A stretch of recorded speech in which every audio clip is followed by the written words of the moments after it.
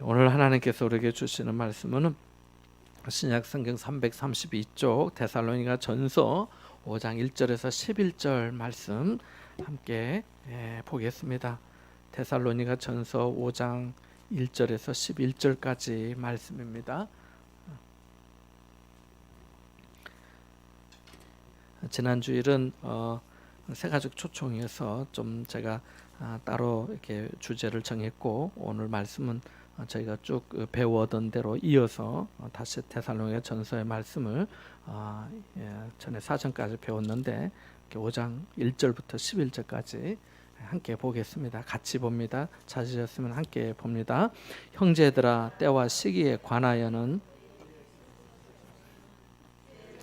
밤에 도둑같이 이를 줄을 너희 자신이 자세히 알기 때문이라. 그들이 평안하다 안전하다 할 그때에 임신한 여자에게 해산의 고통이 이름과 같이 멸망이 갑자기 그들에게 이르리니 결코 피하지 못하리라. 형제들아, 너희는 어둠에 있지 아니하매 그날이 도둑같이 너희에게 임하자. 밤이나 어둠에 속하지 아니하나니 그러므로 우리는 다른 이들과 같이 자지 말고 오직 깨어 정신을 차릴지라.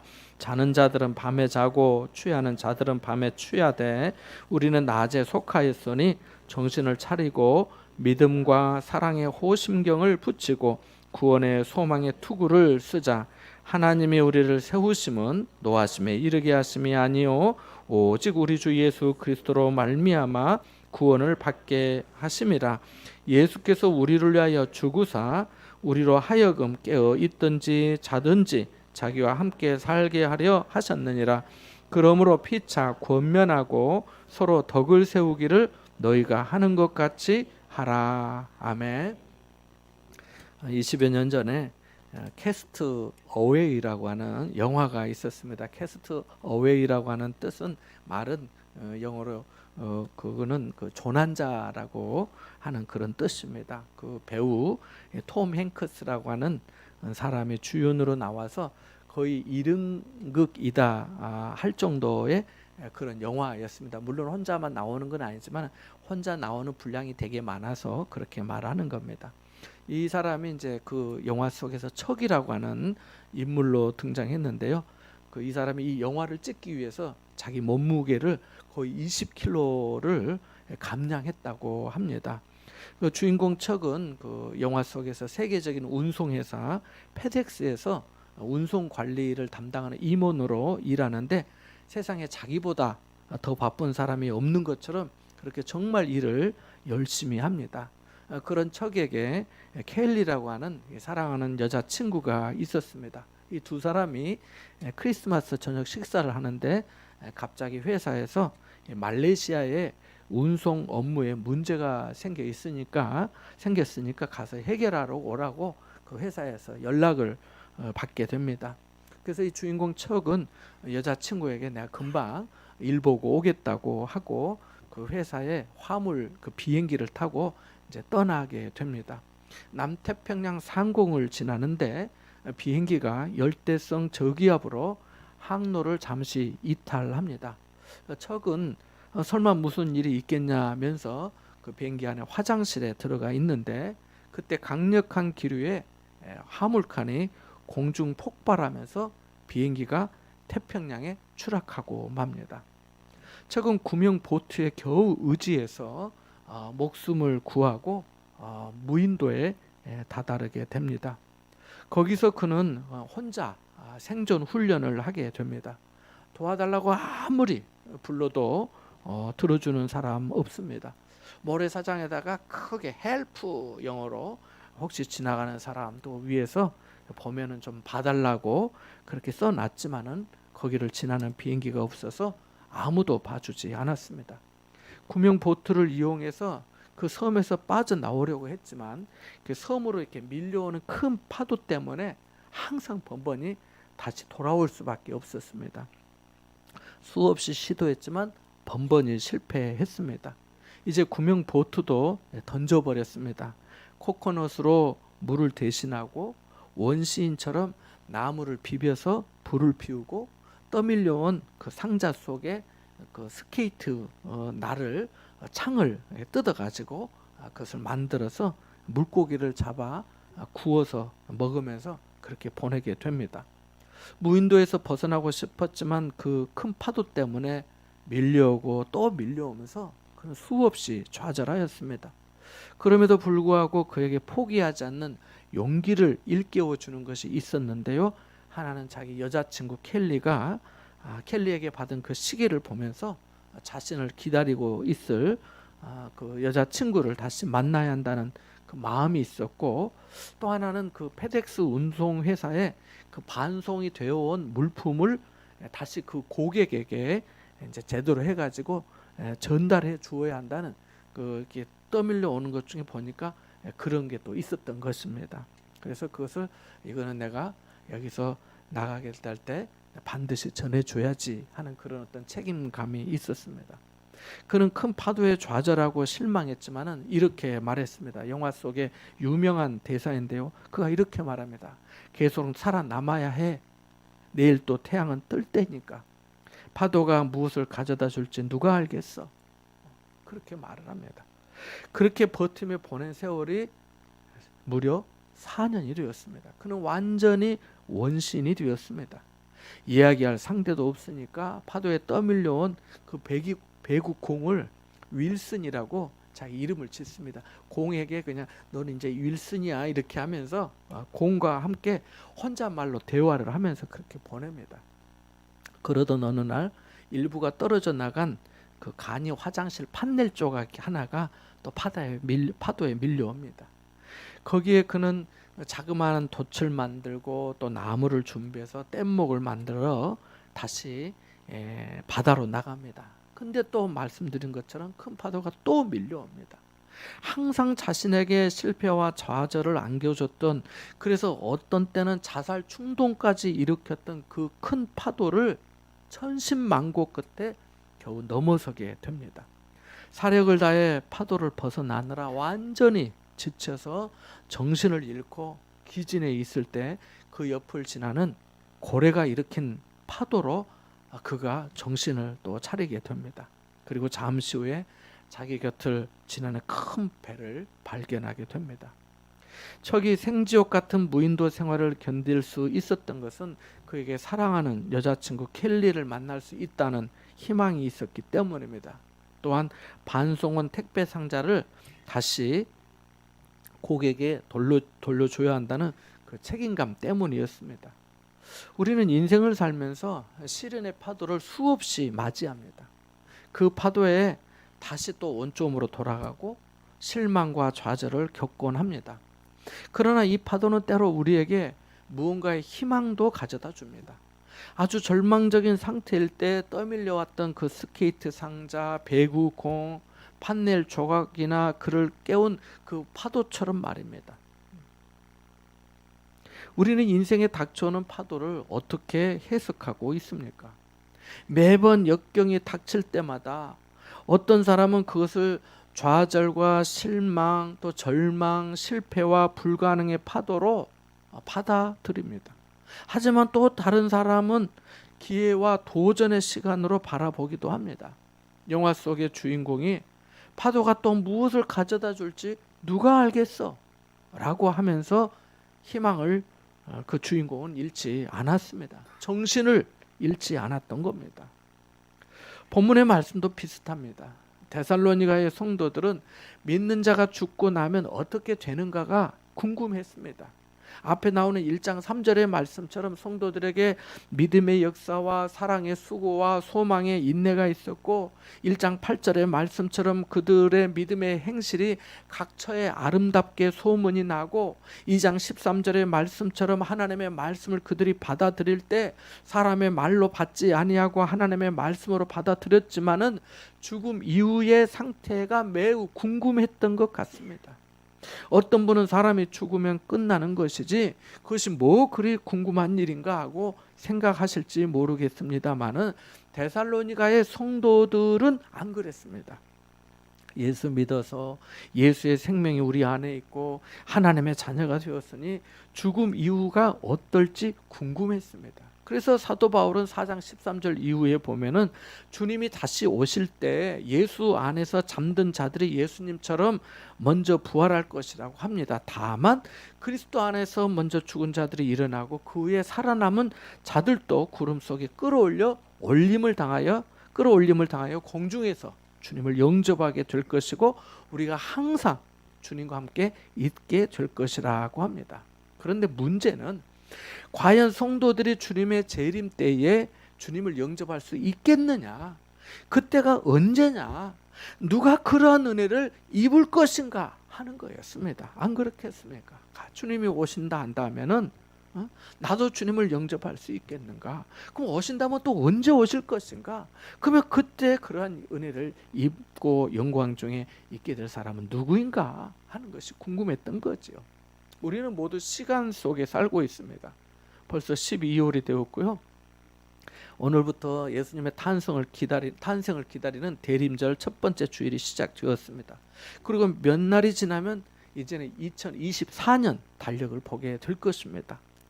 데살로니가의 성도들 중에는 예수님께서 다시 오신다는 약속도 알았고 예수님이 오실 때 자신들도 호련히 변화하여 공중에서 주님을 영접하게 될 줄도 알았습니다. 이것은 상상만 해도 굉장한 기쁨이 됩니다. 그런데 그 때와 시기도 알고 싶었던 것입니다. 언제 그 일이 일어나느냐 하는 거지요. 자, 여기서 우리가 중요한 교훈을 배우게 되는데요. 때와 시기를 알려 하지 말고 분별할 줄 알아야 합니다. 때와 시기를 알지 말고 뭘 할 줄 알아야 한다고요? 분별할 줄 알아야 합니다. 우리 다시 한번 보면 1절에서 3절의 말씀을 함께 읽어볼까요? 1절에서 3절까지의 말씀입니다. 같이 한번 읽어보겠습니다. 시작. 형제들아, 때와 시기에 관하여는 너희에게 쓸 것이 없으면 주의 날이 밤에 도둑같이 이를 줄을 너희 자신이 자세히 알기 때문이라. 그들이 평안하다 안전하다 할 그때에 임신한 여자에게 해산의 고통이 이름과 같이 멸망이 갑자기 그들에게 이르리니 결코 피하지 못하리라. 아멘. 여기 때와 시기라고 하는 단어는 일반적인 역사의 시간을 말하는 이 크로노스라고 하는 말과 특정한 계시의 시간을 의미하는 카이로스라고 하는 단어에서 온 말입니다. 성도들은 주님이 언제 다시 오시는지가 궁금했던 것입니다. 그런데 바울은 그것에 대해서 내가 쓸 것이 없다 이렇게 말합니다. 대답해 줄 것이 없다는 말이지요. 주님이 다시 오시는 때와 시기는 하나님의 전적인 주권에 속한 것이기 때문입니다. 예수님이 부활하신 후에 40일 동안 세상에 계시면서 제자들과 또 사람들에게 보이시면서 하나님 나라의 일을 말씀해 주셨습니다. 예수님이 로마 병사들에게 붙잡혀 십자가에 달려 죽으실 때 제자들은 다 두려워서 도망하고 또 숨었습니다. 그런데 주님께서 사흘 만에 다시 살아나시니 얼마나 기뻤겠습니까? 무서운 게 뭐겠습니까? 제자들은 그때 주님께서 로마를 물리치고 민족이 독립될 줄 알았습니다. 그래서 예수님께 물었어요. 주께서 이스라엘 나라를 회복하심이 이때입니까? 라고 말입니다. 지금 이제 나라를 다시 회복해서 우리에게 독립을 좀 주시겠습니까? 그런 말이죠. 예수님은 하나님 나라의 일을 말씀하셨는데 제자들은 세상 나라의 일, 세상의 왕국, 이스라엘 나라가 이제 회복되는 줄로 이해했던 것입니다. 그때 주님께서 이렇게 그들에게 대답하셨습니다. 때와 시기는, 여기도 오늘 나왔죠. 때와 시기. 때와 시기는 아버지께서 자기의 권한에 두셨으니 너희가 알 바 아니오 라고 사도행전 1장 7절에 말씀합니다. 그것을 알려 하지 말라는 거예요. 마태복음 24장 36절에서는 그 날과 그 때는 아무도 모르나니 하늘의 천사들도 아들도 모르고 오직 아버지만 아시느니라고 말씀하셨습니다. 할아버지가 아무리 손자를 사랑하고 예뻐한다 해도 이 손자가 할아버지 수염을 잡고 놀려고 하면 안 되는 것처럼 신앙생활에서도 하나의 선이 있습니다. 뭐가 있다고요? 선이 있습니다. 그것은 하나님의 주권에 속한 일, 하나님의 전적인 권한에 있는 일에 대해서는 알려하지 말아야 합니다. 자기 주제를 알고 하나님의 권한에 맡겨야 한다는 겁니다. 성경에 하나님이 이미 말씀하셨는데도 자신이 남다른 무슨 은혜나 은사를 받은 것처럼 똑똑히 다 아는 것처럼 해서는 안 된다는 거예요. 알려고 해도 그것은 바람을 잡는 것과 같습니다. 헛수고밖에 안 돼요. 주님의 재림에 대해 정확한 때와 시기를 알려 하지 말고 그 때와 시기에 대해 분별할 줄 알아야 합니다. 알려 하지 말고 분별하라는 거예요. 그것으로 충분합니다. 마태복음 24장 32절에 예수님께서 말씀하신 것처럼 무화과 잎사귀가 연하고 푸르면 여름이 가까이 왔구나 하고 분별하게 되는 것처럼 그렇게 보고 깨달으라는 거지요. 분별하지 못하면 둔해지고 결국 엉뚱한 문을 두드리게 되거든요. 1992년 10월 28일 저녁 9시 뉴스에서 톱 뉴스로 다뤄졌던 내용이 뭔지 혹시 기억하십니까? 예수님이 재림한다고 해서 다미 선교회, 다미 선교회는 줄임말에 다가올 미래를 준비하라 라고 하는 말에서 다자 미자 따가지고 다미 선교회라고 한 거예요. 그래서 이 다미 선교회 성도들이 다 흰옷을 입고 찬송하는 모습이 막 9시 뉴스 데스크에 막 KBS 뉴스에 다 나왔어요. 학생들은 학교를 그만두고 직장인들은 직장을 그만두고 가출한 사람들도 있었습니다. 그때 제가 신학생이었는데요. 같이 입학했던 동기 2명도 거기에 빠졌습니다. 그때 예수님이 재림하셨을까요? 그날? 아닙니다. 그들은 때와 시기를 알려 했고 자신들만 알게 되었다. 우리가 계시를 받았다라고 했지만 그것은 모두 다 거짓으로 드러나고 말았습니다. 신앙생활하면서 하나님이 말씀하신 선을 넘으려 하면 안 됩니다. 그것은 스스로 파멸의 무덤을 파는 것과 같습니다. 아담과 하와가 에덴 동산에서 왜 추방된 겁니까?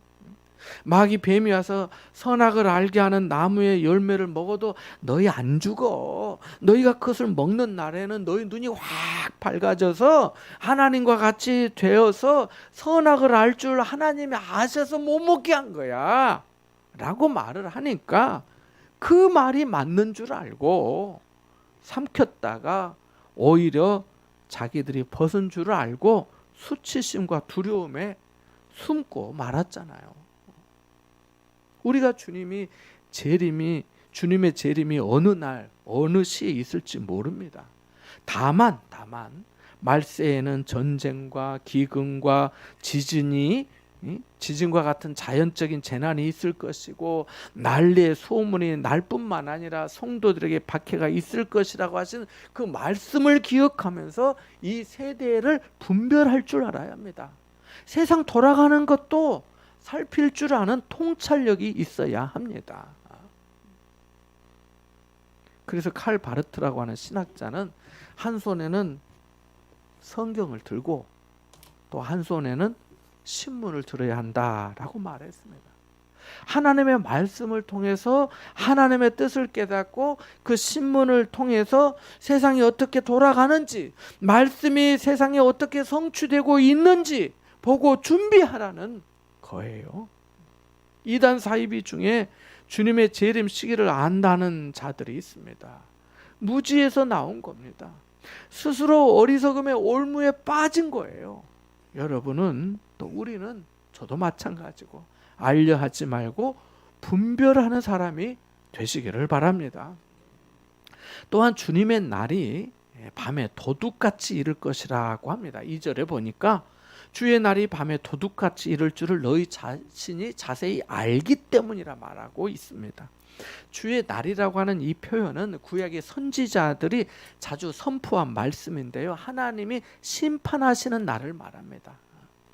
심판을 당할 자들에게는 하나님의 엄중한 심판이 있겠지만은 구원 얻을 사람들에게는 구원받는 공의의 날이기도 합니다. 노아 홍수 심판이 좋은 예가 됩니다. 당시 사람들은 먹고 마시고 장가가고 시집가고 하면서 죄악의 쾌락 속에 살았습니다. 오늘 하면서 아무튼 살았어요. 결혼한 것이 죄였다는 것이 아니라 그들의 행실이 잘못되었다는 것이죠. 그래서 하나님이 노아에게 방주를 만들게 하시고 다 그것이 완성된 후에 노아의 가족 8명과 짐승 한 쌍씩 다 방주에 드리라고 하십니다.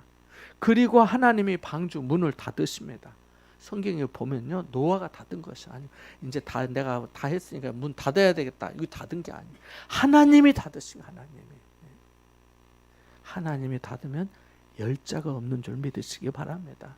하나님이 열면 닫을 자가 없는 줄도 믿으시기 바랍니다. 하나님이 하신 거예요. 문이 닫힌 후에 40주야로 비가 내리는데 온 세상이 잠겼습니다. 하나님께서 사람들과 짐승들까지 물로 다 쓸어버리신 것입니다. 이것이 심판의 날입니다. 그래서 어른들 우리나라에도 내려오는 말이 있잖아요.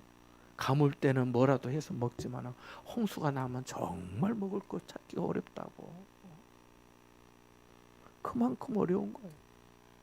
자, 그런 노아의 심판의 와중에서 그 심판의 날에 노아의 식구는 죽지 않고 구원을 받았습니다. 그래서 그들에게는 그 심판의 날이 다른 사람들에게는 심판의 날이지만 그 식구에게는 구원의 날이 된 겁니다. 우리도 마찬가지예요. 우리 주님이 다시 오시는 날은 온 세상의 심판의 주님으로 오십니다. 의인은 우편에, 악인은 좌편에, 목자가 양과 염소를 구별하는 것처럼 하나님은 믿는 자와 믿지 않는 자를 구별하실 것입니다. 본문에서 중요한 것은 그 날이 밤에 도둑같이 이를 것이라는 겁니다. 도둑 맞아보신 경험이 혹시 있다면 아실 겁니다. 우리가 뭔가를 잃고 난 다음에 도둑 맞을 줄 몰랐다, 그렇게 말합니다. 내가 도둑 맞을 줄 몰랐어. 알았으면 안 맞았다는 거지요. 며칠 전에 어떤 기사에 보니까 어떤 사람이 외제차를 카센터에 맡겼어요. 고치려고 차 수리를 카센터에 맡겼는데 세상에 다른 사람이 와가지고 자기 차인 것처럼 카센터에 있는 차를 아주 태연하게 마치 자기 차를 끌고 나갔습니다. 손님 차를 도둑 맞은 거지요. 요즘 같은 세상에 누가 차를 그렇게 가져갈 줄 알았겠습니까? 마찬가지. 주님이 다시 오시는데 주님의 오심도 그렇게 갑자기 임할 것이라는 겁니다. 예측할 수 없고 돌발적인 상황으로 올 것입니다. 그래서 사도 요한은 요한계시록 16장 15절에 보니까 보라, 내가 도둑같이 오리니 누구든지 깨어 자기 옷을 지켜 벌거벗고 다니지 아니하며 자기의 부끄러움을 보이지 아니하는 자는 복이 있도다라고 말씀합니다. 본문 3절 말씀은 2절에 연결되는 예증의 말씀입니다. 2절에서는 도둑의 비유를 들었고 3절에서는 임산부의 해산을 비유로 말씀합니다. 안전하다, 평안하다 할 그때에 임신한 여자에게 해산의 고통이 이름과 같이 멸망이 갑자기 그들에게 임하리니 결코 피하지 못하리라고 하십니다. 산통이 오면 피할 수 없는 거와 같다는 거예요. 배에서 아이가 나오는데 어떻게 피할 수 있겠습니까? 나 지금 낫지 않을 거야. 나 고통받지 않을 거야. 나는 내 편한 대로 할 거야. 라고 할 수 없잖아요. 없다는 거예요. 안전 불감증이 낳은 사고는 우리나라에 많습니다. 열거하지 않더라도 아실 거예요. 평안하다, 모두 안전하다 했다가 큰 사고와 손해를 입은 경우가 얼마나 많습니까? 신앙생활도 그렇습니다. 하나님이 우리에게 생명과 평안을 주시고 그리스도의 평강이 너희 마음을 주장하게 하라고 하셨습니다마는 우리가 영적으로 아니라고 너무 게으르게 있는 것은 아닌지 늘 돌아보아야 할 줄 믿습니다. 그런 거예요. 나 이럴 줄 몰랐는데. 소 잃고 외양간 고친다, 그런 속담도 있잖아요. 소를 잃어버렸어요. 도둑 맞았어요. 못나게 내가 이제 단도리를 해놔야지. 소 없어요. 이제 안 되는 거죠. 그러면 자, 그럼 우리가 어떻게 준비를 해야 할까요?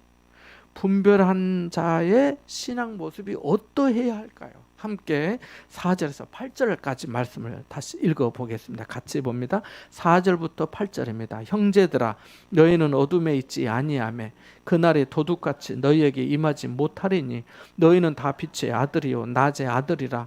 우리가 밤이나 어둠에 속하지 아니하나니 그러므로 우리는 다른 이들과 같이 자지 말고 오직 깨어 정신을 차릴지라.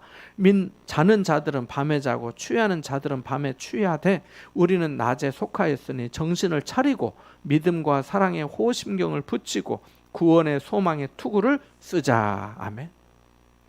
바울은 성도들에게 주님이 도둑같이 오시는데 그것은 믿지 않는 자들에게 그러하고 믿는 자들에게는 그렇지 않을 것이라고 합니다. 왜냐하면 성도는 어둠에 있지 아니하고 다 빛의 아들 낮의 아들이기 때문이라고 합니다. 아시다시피 도둑이 우리 재산에 대해 욕심을 가지고 도둑질을 하려 하는지 우리는 알 수 없습니다.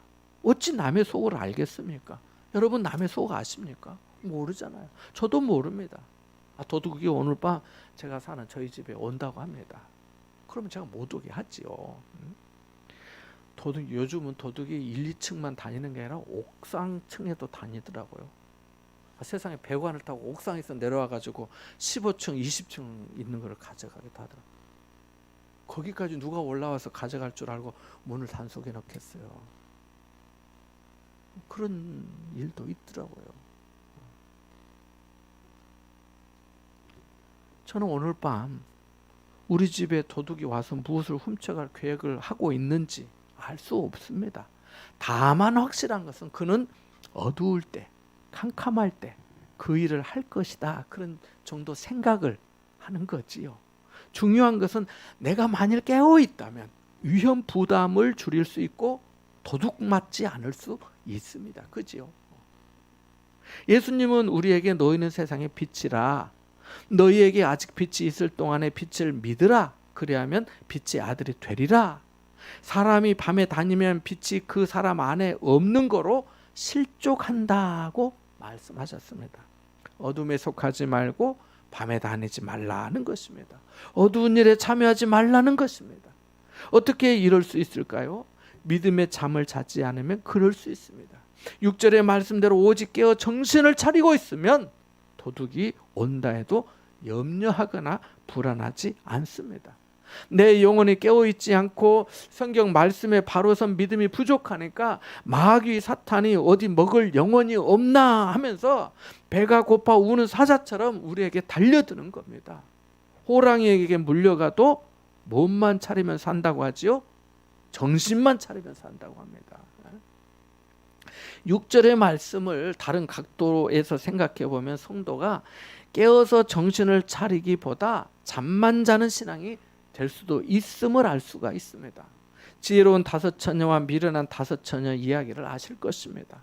10 처녀가 모두 다 기름 등불을 준비하고 신랑이 오기를 기다렸습니다. 그런데 신랑이 늦게 오니까 모두 다 졸음을 이기지 못하고 잠이 들었습니다. 아마 이 모습이 우리와 가까울지 모르겠습니다. 여기까지는 아직 기회가 있다 할 수 있습니다. 그런데 그렇게 다 잠이 들었는데 10명의 처녀가 다 잠이 들었는데 신랑이다 맞으러 나오라 하는 소리가 들립니다. 자다가 눈곱을 떼고 일어나 등을 드는데 그릇에 여분의 기름을 준비한 그 지혜롭고 슬기로운 5 처녀는 혼인잔치에 들어가고 여분의 기름을 준비하지 못하고 등만 들고 있었던 미련한 5 처녀는 등에 기름이 다 떨어지니까 앞이 어두워 신랑 맞으러 나갈 수가 없었습니다.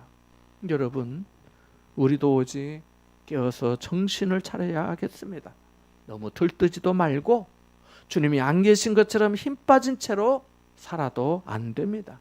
그래서 8절에 다시 말씀합니다. 우리는 낮에 속하였으니 정신을 차리고 믿음과 사랑의 호심경을 붙이고 구원의 소망의 투구를 쓰자고 말입니다. 자는 자들은 밤에 자고 취하는 자들은 밤에 취하지만 우리는 낮에 속하였으니 정신 차리고 영적 무장을 하라고 말씀합니다. 이 호심경이라고 하는 것은 이 목에서부터 허리까지 병사의 몸을 감싸서 적의 치명적인 공격으로부터 이 가슴을 보호하는 장비입니다. 그래서 흔히 가죽이나 노쇠나 철로 만들어졌습니다. 그러니까 병사가 밤에 경계를 설 때 무장하고 있는 것처럼 믿는 자도 그래야 한다는 겁니다. 안 그러면 사단과의 영적 싸움에서 치명상을 입을 수 있다는 겁니다. 마지막으로 9절에서 11절의 말씀을 읽어볼까요? 같이 보겠습니다. 9절에서 11절의 말씀입니다. 밑줄을 그어 놓으세요. 함께 봅니다. 시작. 하나님이 우리를 세우심은 노하심에 이르게 하심이 아니요 우리 주 예수 그리스도로 말미암아 구원을 받게 하심이라. 예수께서 우리를 위하여 죽으사 우리로 하여금 깨어 있든지 자든지 자기와 함께 살게 하려 하셨느니라. 그러므로 피차 권면하고 서로 덕을 세우기를 너희가 하는 것 같이 하라. 아멘. 여기서 우리는 세 가지 중요한 교훈을 배우게 됩니다. 첫째는 하나님이 우리를 세워주시고 주 예수 그리스도로 구원받게 하셨다는 것입니다. 우리가 죄 때문에 하나님의 진노의 심판을 받아야 하는데 예수님의 대속으로 말미암아 구원받게 되었다는 것입니다. 할렐루야. 바로 그것을 먼저 말씀해 주고 있습니다. 두 번째는 예수님이 우리를 위하여 죽으사 우리로 하여금 깨어있든지 자든지 자기와 함께 살게 하셨다는 것입니다. 이것은 우리가 언제 죽어도 어떻게 죽어도 질병이나 사고나 재난을 만나도 사나 죽으나 주님과 함께 살 것이다 라고 하는 것입니다. 4장 17절 끝부분에 보면은 우리가 항상 주와 함께 있으리라 라고 하는 그 말씀을 다시 하고 있는 거예요. 세 번째는 그러므로 서로 지원하는 공동체가 되라고 권면해 줍니다. 피차 권면하고 서로 덕을 세우기를 너희가 하는 것 같이 하라고 말씀합니다. 지금 하는 대로 계속 잘 하라는 겁니다. 우리는 미소를 짓고 또 가볍게 포옹한다거나 또 악수와 같은 작은 것에서부터 차분성 있게 상대방의 말을 경청하는 것, 또 긍휼과 어떤 동정의 마음으로 희생하며 격려하는 것까지 많은 방법으로 서로를 지원하며 덕을 세울 수 있을 것입니다. 사랑하는 여러분, 지난주일 새가족 초청 총동원 축제에 우리는 또 하나님께서 우리에게 향하신 하나님의 사랑과 은혜를 경험하였습니다. 살아계신 하나님에게 위로와 격려를 받았고 또 성도 간에 어떻게 덕을 세울 수 있는지도 경험하였습니다. 우리가 구하고 생각한 것보다 더 놀랍게 역사하시는 은혜를 받았습니다. 청소, 장식, 음식 준비에서부터 새가족들을 위해 기도하고 섬기신 모든 수고와 자원해 주신 그 모든 봉사에 감사의 말씀을 다시 한번 드립니다. 다음에도 함께 기쁨으로 또 자원함으로 생명을 구원하는 하나님 나라의 일에 동참해 주시기를 바랍니다. 거리에 성탄 트리가 밝혀졌습니다. 아기 예수님 탄생의 노래가 흘러나오고 있습니다. 여러분, 우리는 때와 시기를 분별할 줄 알아야겠습니다. 깨어서 정신을 차리고 있어야 합니다. 믿음과 사랑의 호심경을 붙이고 구원의 소망의 투구를 쓰고 영적 무장을 재정비해야 합니다. 여러분에게 이것이 준비되어 있어야 합니다. 갑옷을 입었는데 투구를 안 썼다거나 투구는 썼는데 갑옷을 입지 않았다면 모두 문제입니다. 하나님은 우리를 사랑하여 독생자 예수님을 이 땅에 보내주셨고 우리를 위하여 죽게 하셨습니다. 우리가 깨어있든지 자든지 언제든지 예수님과 살게 하기 위해서요. 그러므로 사랑과 선행으로 서로 격려하시고 계속해서 덕을 세워 가시기를 바랍니다. 이번 행사와 또 어제 교회 김장까지 많은 분들이 합력하신 것을 보고 제 마음이 기쁘고 또 주님께 감사를 드렸습니다. 여러분, 삶의 파도가 계속 되더라도 좌절하지 마시기 바랍니다. 그 파도가 또 무엇을 가져다 줄지 누가 알겠습니까? 하나님께서 결국 좋은 것으로 가져다 주실 줄 믿습니다. 이 은혜가 여러분과 함께 하시기를 주님의 이름으로 축원합니다. 잠시 말씀을 생각하면서 기도하겠습니다.